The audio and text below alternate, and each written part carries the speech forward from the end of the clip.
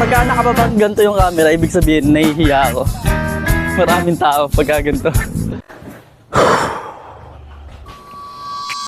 Good morning. So, alas 5 na ng umaga ngayon. Medyo hihinaan ko lang yung boses ko kasi nga baka makabulaw tayo. So, ngayong araw kasi ay Holy Thursday. So, kapag ganitong araw, may tradisyon ng mga Pilipino na mag-bisita iglesia, di ba? At least 7 na simbahan pataas. So, ako, napasin nyo naman siguro, di ba? Nakapantakbo ako kasi nga, bala kong takboin yung mga plinano kong simbahan kahapon ngayong umaga kasi mamayang gabi. Medyo marami ng tao. So, sisimulan ko dito sa Shrine of St. Therese dito sa Newport kasi dito ako malapit. Tapos, ang dulo ko sa Quiapo Church. So, base kay Garmin, nasa 17 kilometers din yung ruta ng mga simbahan na dadaanan ko. So, ang hirap magsalita mag-isa pala sa camera kasi excited lang ako gamitin tong nabili kong mic nung isang araw. Kasi nga, natuwa lang ako. Gusto ko i-try ka. Bagong experience na magsasalita akong ganito sa camera. So, ayan. Isasama ko kayo sa takbo ko ngayon. Yan, warm up po na.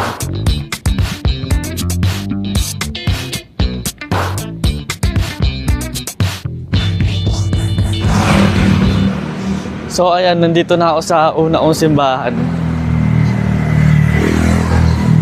Kaso mukhang sarado pa siya. Dito lang naman niya sa may Newport eh. So yun, sarado pa yung unang simbahan. Ngayon gagawin ko, hahanap na lang ako ng iba na pwede kong daanan. So ayun, punta tayong Baclaran.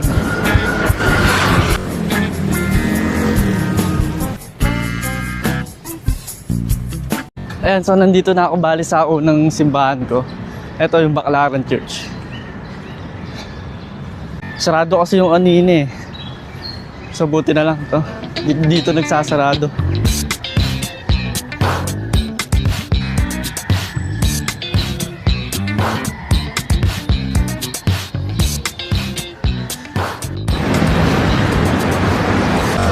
Ayan, so nandito ako ngayon sa may Parkal. Pinili ko talagang daanan dito kasi na-miss ko eh. Kasi dati, nung sa ako nagtatrabaho, gabi-gabi, halos gabi-gabi ako tumatakbo dito.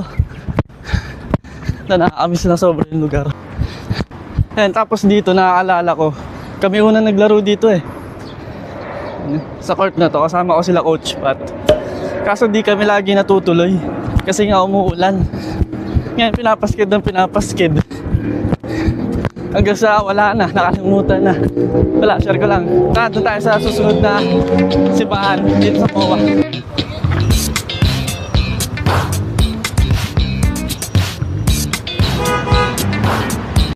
So ayan, nandito ako sa MOA ngayon. Naka 6 kilometers na ako. Ayusin ko lang yung shorts ko, nakuhubaran ako eh. Tignan yung seaside ngayon. Puro buhangin na. Seaside na siya ngayon. Okay, papunta na ako sa ngayon, Intramuros. Medyo malayo-layo yung susunod, mga parang 10 kilometers din yata yun mula sa MOA hanggang doon.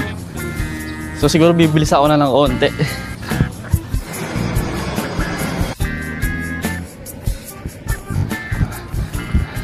So ayun mga parna, nakaka 9 kilometers na ako. Nandito na ako sa may PICC, bibili muna ako 7-Eleven. Tubig sa 7-Eleven pala.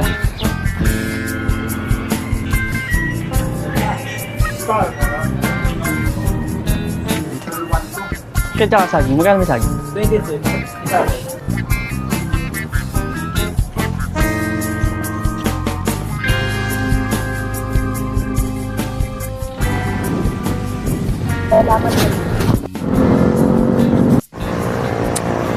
So ayun, nandito na ako sa may Intramuros, sa may papasok.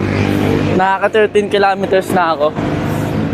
Siguro dito ko na lang din hahanapin yung yung isang simbahan. Kasi di ba sarado yung una kong pinuntahan.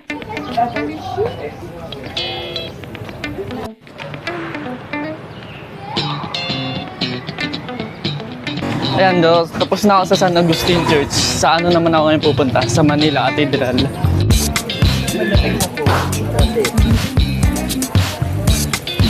Pero wala ito din.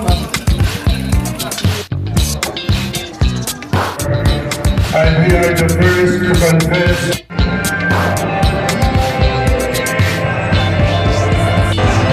Ate, ito ba yung Manila Cathedral? Ano ba yung simbahan dito buo doon? Sa San Agustin po. Tapos ano pa? Dito pa diretso kayo.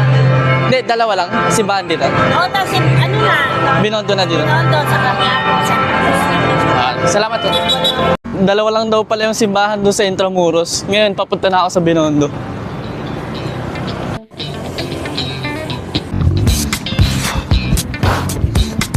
Nauhubuan pa ako.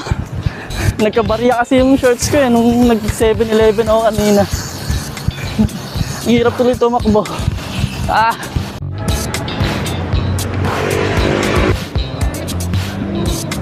So ayun, tapos na ako sa Binondo. First time ko makapasok doon. Pero di ako masyadong pumasok kasi nahiya ako, naka-shorts lang ako. Ngayon, nandito na rin daw ako sa Binondo. Food trip muna tayo. Yun lang, bad news. So ayun, nag-ikot-ikot ako. Puro sarado pa pala yung mga kainan. Kasi 7:30 pa lang pala, maaga. So ngayon pupunta ako dito sa yung kinainan namin dati. Nakalimutan ko ano yung pangalan eh. Sana bukas. So ayun, sarado pa rin pala. Nakakalimutan ko yung tawag niya, para siyang para siyang siomay na dumplings. Oo, dumplings nga yata yung tawag doon. Sarap pa naman nun. Hanap na lang tayo ng iba. So ayun, wala talaga eh. Puro sarado yung mga street foods. Kakalakad ko. Naka 16 kilometers na ako. So ngayon, diretso na lang ako ng Quiapo Church.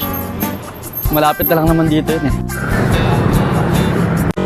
So ayun, may nakita akong simbahan dito. Kaya ito yung ipapalit ko dun sa unang simbahan na napuntahan ko, sarado.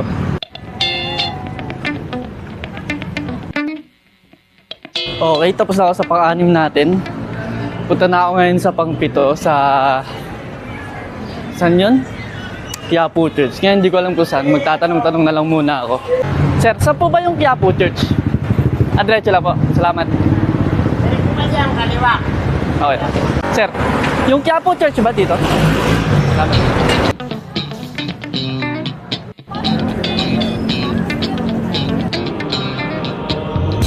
Nandito na ako ngayon sa apartment ko dito sa Villamorno. So, nag-commute na ako para mabilis. So, naka 17 kilometers din ako sa aking holy run na bisita iglesia. Sayang lang kasi hindi ako nakapag-food trip sa Binondo. Kasi yun pa naman yung pinaka-magandang gawin kapag pupunta sa Binondo. Yung kumain sa mga street food. Kaso masyado pa palang maaga.